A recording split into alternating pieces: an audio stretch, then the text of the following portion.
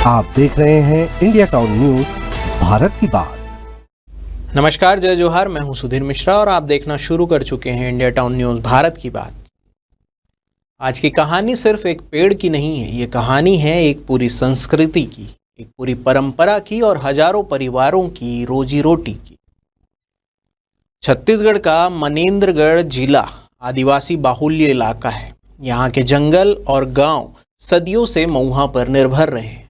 महुआ, जिसे यहाँ के लोग सिर्फ फल या फूल नहीं मानते बल्कि इसे ईश्वर का वरदान मानते हैं। लेकिन जब यही वरदान संकट में आ गया, तब एक अफसर ने ठानी कि महुआ को बचाना ही होगा और यहीं से शुरू हुआ महुआ बचाओ अभियान। देखिए हमारी ये खास रिपोर्ट। इसमें बहुत लाभ है सर। इसी में पेड़ जिलाते हैं, लड़का बच्चा सब पढ़ाते लिखाते हैं, बेचते हैं, क्या करेंगे। तो बचाव हमने इसीलिए किया था कि हमको इसमें छोटे पौधे दिखाने और भविष्य के लिए बचाना है। अभी के लिए तो पेड़ हैं।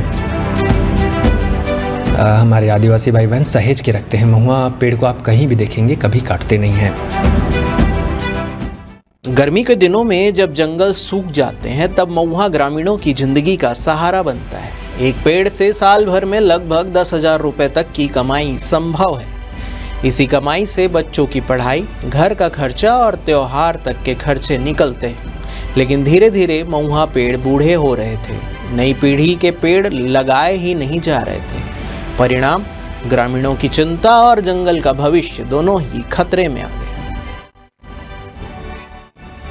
ऐसे वक्त पर वन विभाग ने तय किया कि अब चुप नहीं बैठा जा सकता और शुरू हुआ एक अनोखा अभियान, जिसका नाम रखा गया महुआ बचाओ अभियान। जी हाँ, महुआ बचाओ अभियान।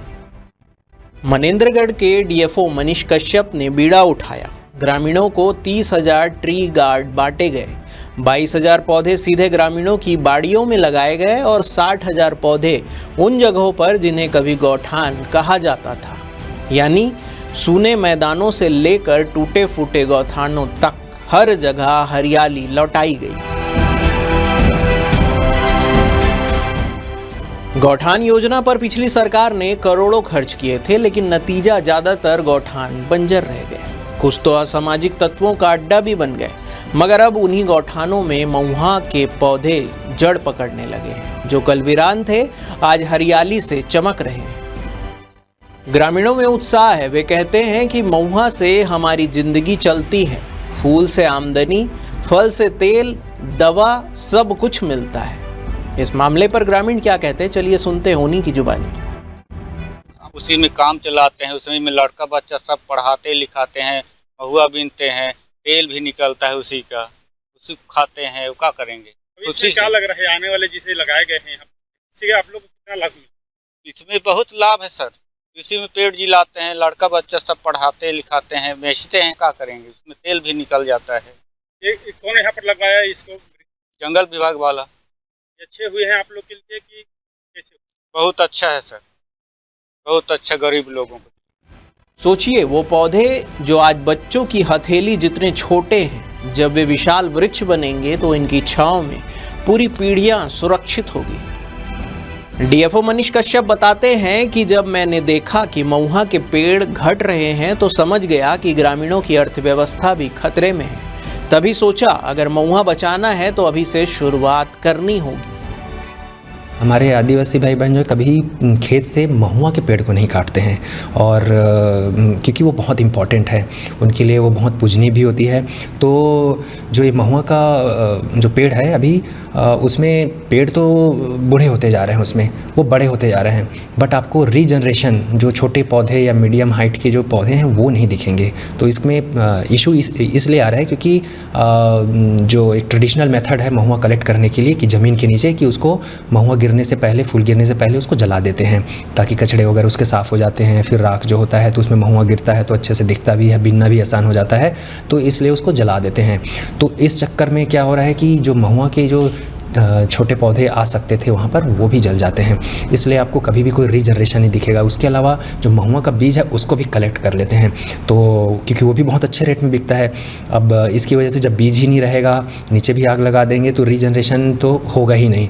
तो इसलिए हमको छोटे या मध्यम हाइट के जो पेड़ है महुआ के बिल्कुल नहीं दिखते हैं।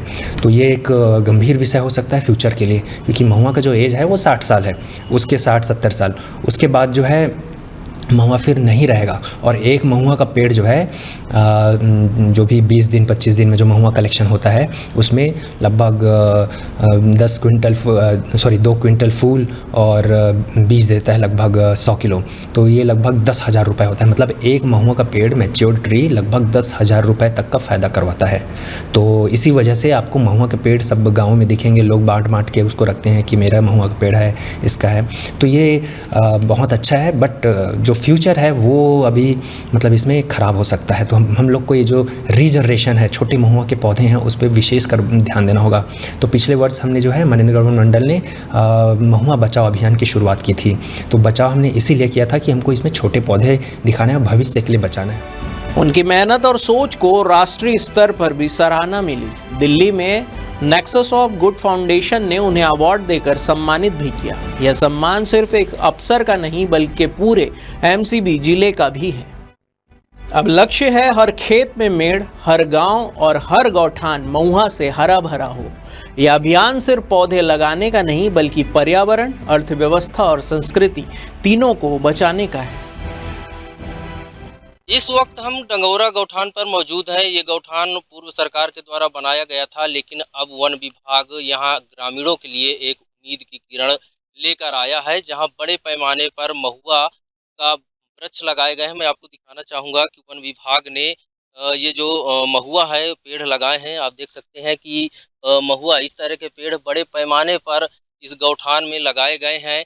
लेकिन सबसे बड़ी बात ये है कि ये गौठान अब जो है किसी न किसी तरह से ग्रामीणों के लिए एक कमाई का जरिया बनेगा। वजह यह है कि जो सरगुजा बस्तर सहित ये जो इलाका है आदिवासी क्षेत्र है, लेकिन यहाँ किसी तरह के रोजगार के साधन नहीं है और अधिकांश लोग यहाँ जो जंगल की संपत्ति है उस पर अपना जो है किसी न किसी माध्यम से धन अर्जित करते हैं और अपना परिवार चलाते हैं।